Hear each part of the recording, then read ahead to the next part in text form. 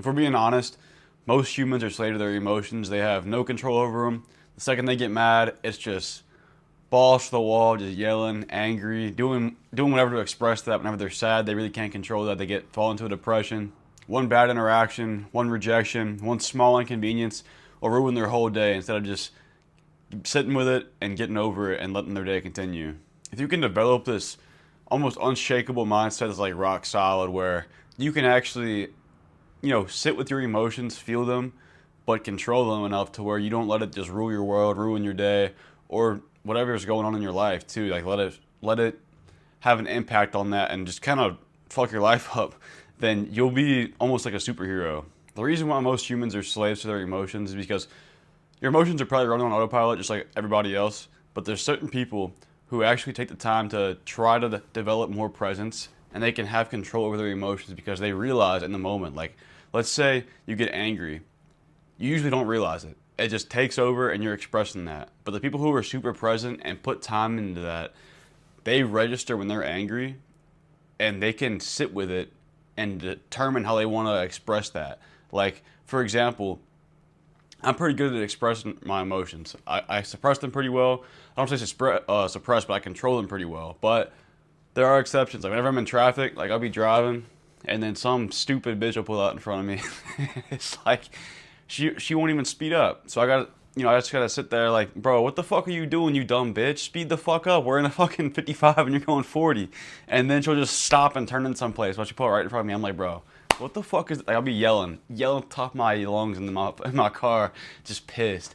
And that is one time whenever I just can't get a grasp of my emotions. Whenever I'm driving, oh, it's all hell's getting let loose in my car. But whenever it's something else, like if my friend messes with, like does something to piss me off, I'm able to control that better than the average person. Like I'll register, okay, yeah, I'm pissed right now, but this isn't the time to take it out. This isn't the person to take it out on. So if I have a girlfriend, I'm really good at handling those emotions. Same if I'm sad. Just emotions in general, I'm really good at handling them. And a lot of that comes from meditation, practicing presence, because whenever you feel that emotion, if you register which one it is and how it is, you can completely dissolve it if you want to, because it's registered to you. Emotions are an instinctual response to external events, like things that are happening around you. So if you choose not to react a certain way, you can just completely dissolve it. But it takes a lot of time to be able to register those emotions, because most people, they feel it and again just let go, let it happen. It's hard to grasp it and sit with it without letting the emotion take control. So it takes a lot of practice. And the thing is, society teaches you to be reactive, meaning to let those emotions dictate your actions rather than the other way around, which would be acknowledging those feelings but still acting the way you think would be appropriate. When you let your emotions control you, you're predictable, easily manipulated, and you're just weak. If you're someone who, maybe your girlfriend or like your parents says something negative to you, or even just a stranger says something that pisses you off, and that affects your whole day, you're most likely a slave to your emotions. You have no control over your emotions. If your whole day is ruined from one thing that happens in your day, it's like, oh, my day's just ruined now. If you're somebody who says things like that, you're weak in this aspect.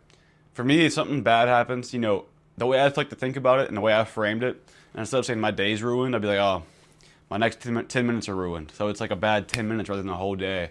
It's a good way to frame it, because that emotion, you can feel it, let it resonate with you for 10 minutes, and then boom, you're over it. It's in the past. Who the fuck cares? Just move on with your day.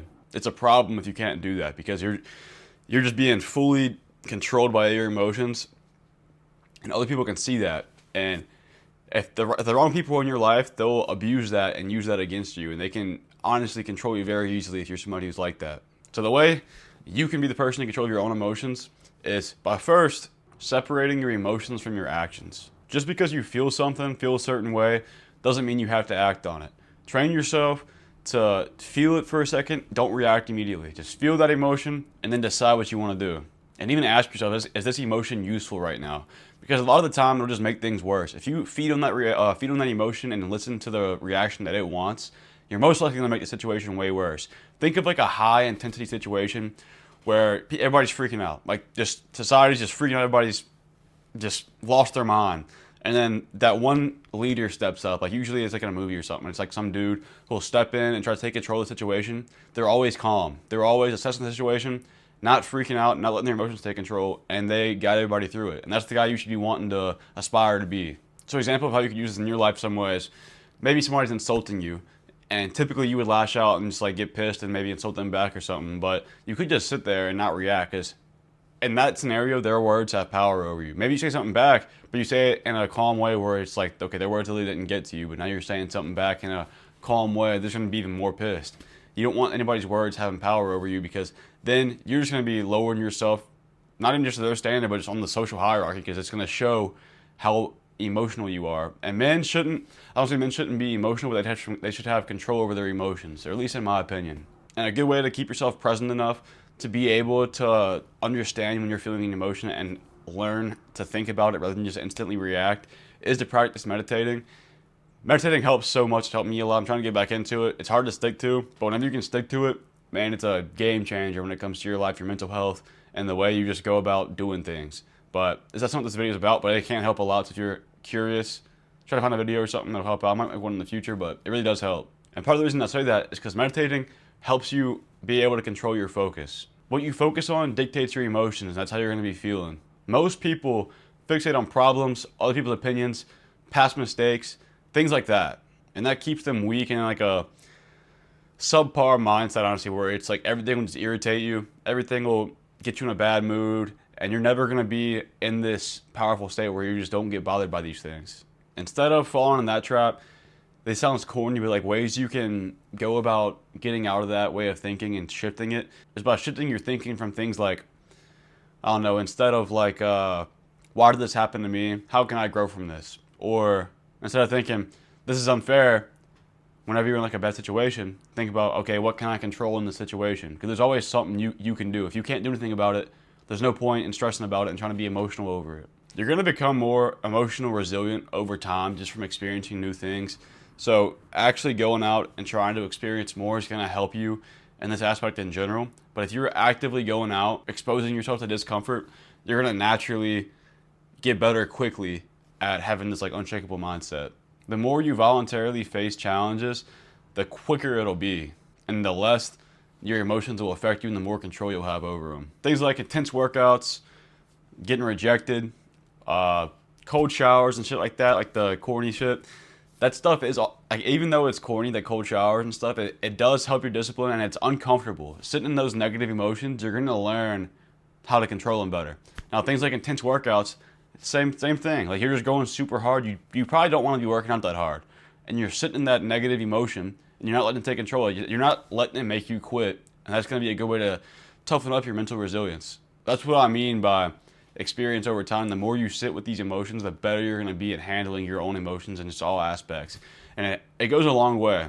So learning to embrace discomfort instead of avoiding it, it goes a long way whenever it comes to emotional resilience and being able to have that mindset where your emotions don't affect you as much. There's a Marcus Aurelius quote, you might have heard it, but it's something like, you don't control events, you control your response to the events. So if you understand that, like on the deepest level, there's so many things that won't affect you. Like, I used to be somebody who, this probably sounds really bad, but I used to be somebody whose death used to affect a lot. Like, if I had people I knew who died, I'd be like devastated. And this is why I mean it probably sounds bad, because now, whenever I know people who die, like, I'll be at the funeral and it's like, it really doesn't bother me at all. And it sounds awful, but whenever I don't know, I just process death differently than people. But I have such a tight control over my emotions that, like, sure, it might be a little bit sad, but I can't tell us I cried at a funeral or something like that, which, I mean, again, I just process death differently than other people. I probably think about it differently, so it just never really bothers me in my adult life.